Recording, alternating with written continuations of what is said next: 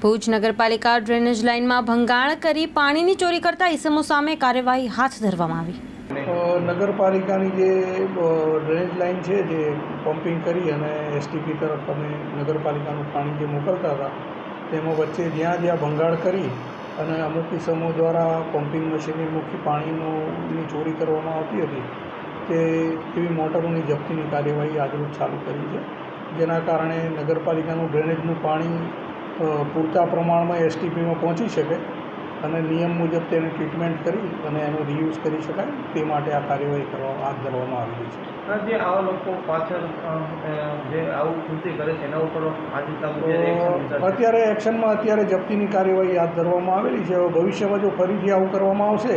તો નગરપાલિકાની મિલકતને નુકસાન કરવા બાબત તેમજ પાણીની ચોરી કરવા બાબત ધોરણસરની ફરિયાદ દાખલ કરવામાં આવશે। અગાઉ